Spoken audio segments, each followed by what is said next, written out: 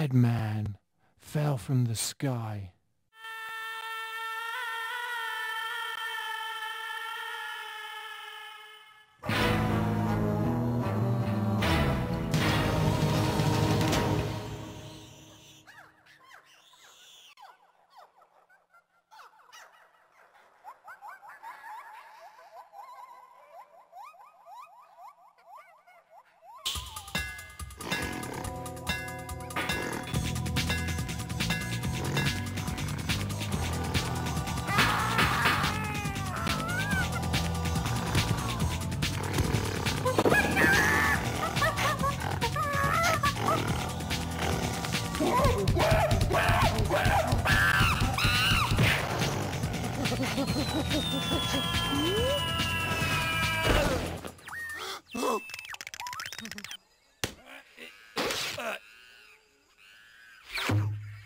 There we go. Look, Ma, I'm a skull monkey. In fact, I am Skullmonkey, the king of all skull monkeys. Skullmonkey will never get away with this. My people are far too smart to accept him as leader.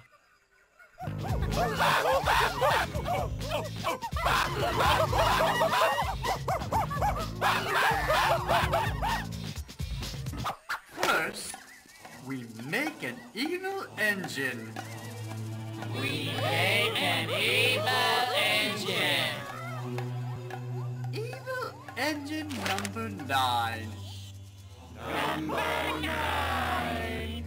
To destroy the neighborhood.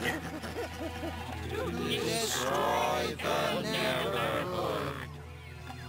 Now let's get to work.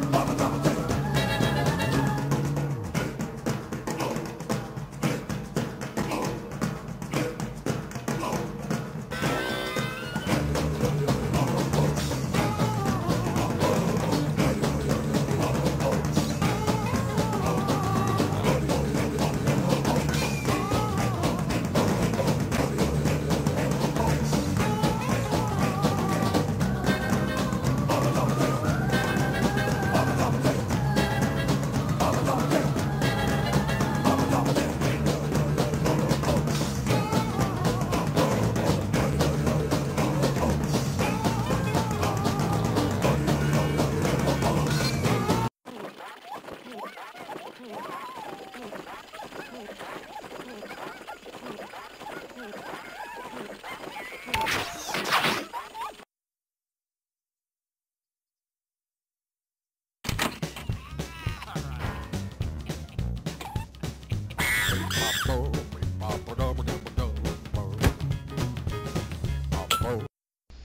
there folks, and welcome to Let's Play Skullmonkeys.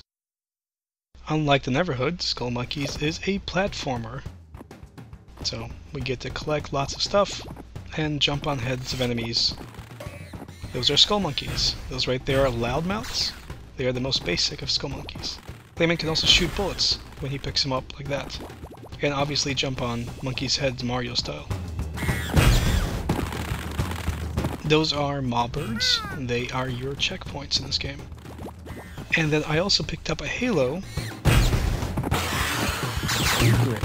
which gives you an extra hit. Klaymen dies in one hit otherwise. Also, this game is packed with secrets. Just tons of them everywhere.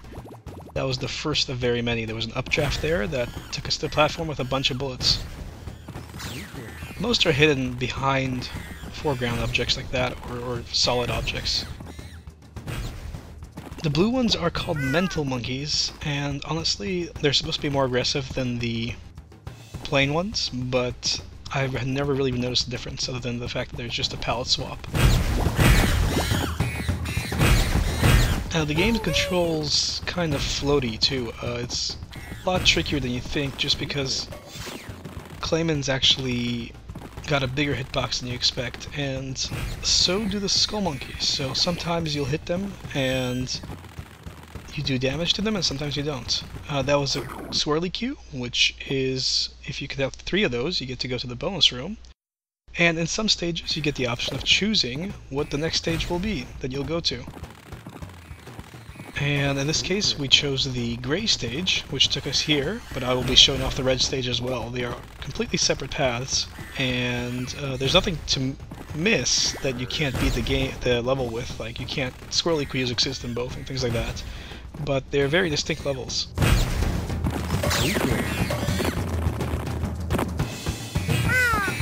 But if you already have a Halo, you don't get another one like in Crash Bandicoot where you get a more powered up Tiki Mask. No, instead you just get a couple of clay balls. And that was a secret there because you had to spot that there was actually a platform that you can jump on there. That right there is a glidey bird, the first of the game. It's actually very early in the game to get one of these guys.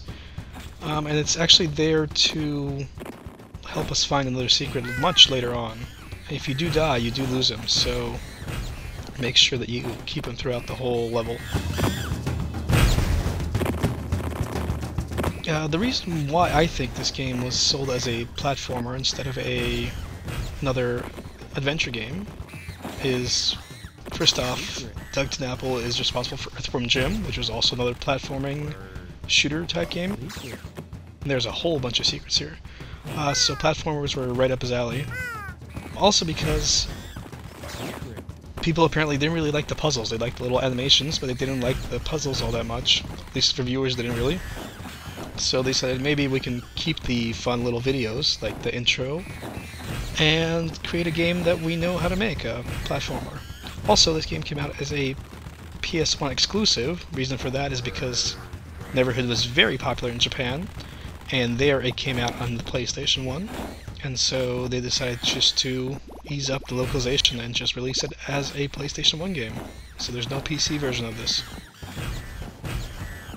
And if you get 3 Skullmonkeys in a row, you do that little heel click. So now let's check out the red stage.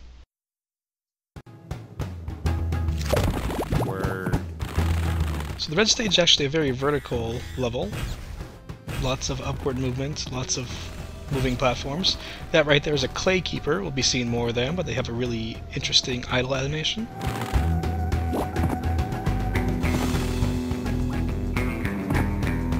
So yeah, this stage is... you can't really die in too many ways in here, but it is really annoying if you fall off and have to start all the way back at the bottom. So getting that bird is crucial to getting this secret here, at least for me, as there's no way out of here. That right there is a clay ball to the next level. And we don't want to go there yet, so let's kill ourselves and use the mob bird to respawn up here. If you had used that portal down there, you would have missed out on the swirly-Q in this level as well, and the swirly-Qs, as I mentioned earlier, give you the bonus level if you collect 3 of them.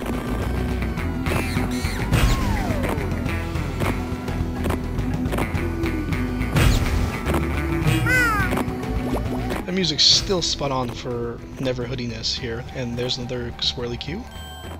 The music is pretty amazing, I think on par to the first game. They did a really great job with it. The game itself, not so much. It gets harder and harder. The Skullmonkeys themselves become more of a fodder type thing, just to piss you off, while the jobs become harder and harder to make, and you have to be more and more precise. And when the fact that Klaymen is kind of floaty doesn't help at all. It would be nice if they had tightened the controls up just a little bit. But that's it for the red stage. This takes us to the final area of the Science Center. Both the gray stage and the red stage would have taken us here at the end. And notice that the clay keepers will take a bite out of their little clay balls there. It's a pretty amusing animation. They're actually really easy to deal with. They're not as fast as the other Skullmonkeys, and they just usually sit around there and chew on their clay balls. What makes them a little bit difficult is their placement. The game likes to place them on ledges right next to you, where it might be hard to get up on and things like that.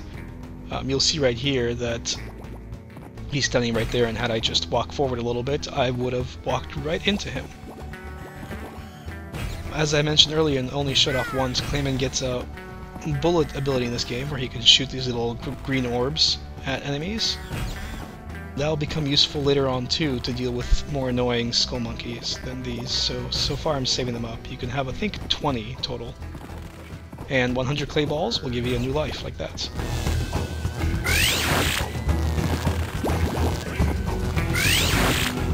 Those are robot hover monkeys. They are invincible to my knowledge, and they'll just block your path and then rise up and shoot a couple of electric balls, like so.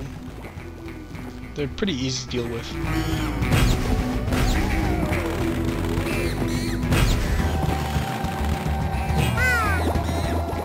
Now this part is tricky because, oh no it's not, I'm sorry.